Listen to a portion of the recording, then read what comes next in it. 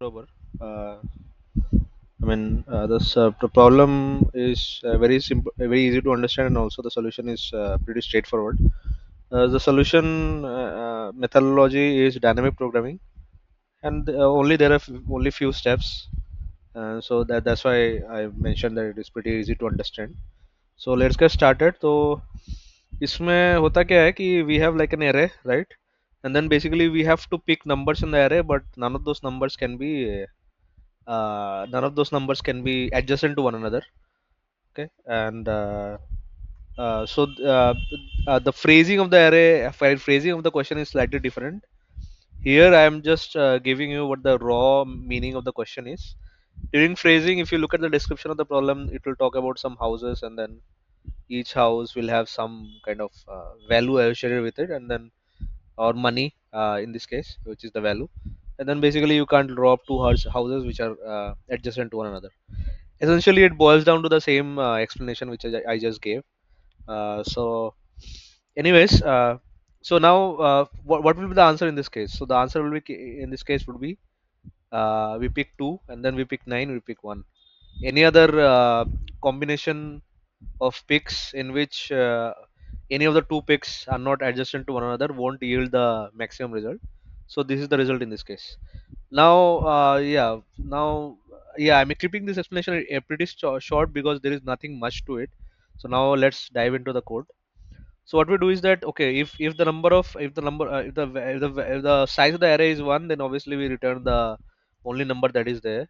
And if the size of the array is 2, then obviously we have to return one of the two numbers which are existing in the array, because if we pick one, we can't pick the other because both the numbers are adjacent to one another, right? And uh, then uh, and then what we'll do, we'll just define a dp0. These are the base condition that we are defining here. Dp0 as the first number, and the dp1, basically dp1 means from 0 to 1. If we limit the if you take a prefix array which has the ending at the 1th index, that is array containing 0 and 1 indexes, then what, and then if we run this kind of requirements on this, then what will be the maximum result that we'll get? And that will be again will be the maximum of num0 and num1, because again if we pick one we can't pick the other, and that's why this result comes. And then we have to do the dp thing. And then how do we do it? We start from I equal to 2 and go to n minus 1.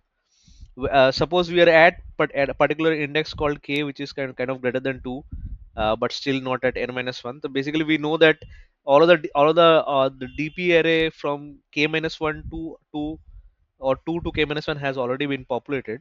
I mean, the all the dp values preceding it has already been populated. So at that point, while we are calculating k, which again let me again specify the range of k would lie anywhere between and including 2 and n minus 1, right?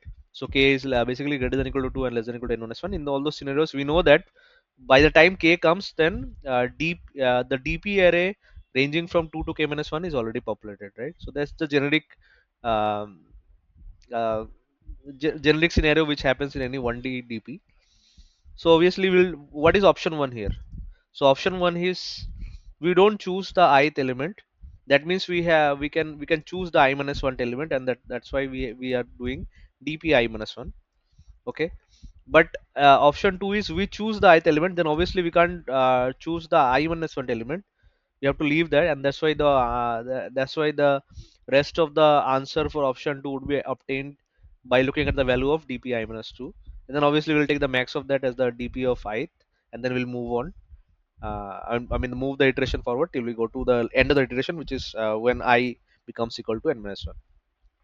And then we return dp n minus 1. Basically means that if you take the entire array, then what is the result that we find, which is the requirement of the problem. So yeah, this is a very simple looking code, and has a very straightforward explanation, which is also which is also very easy to understand. Hope you like this problem. I'll see you in the next video. Thank you.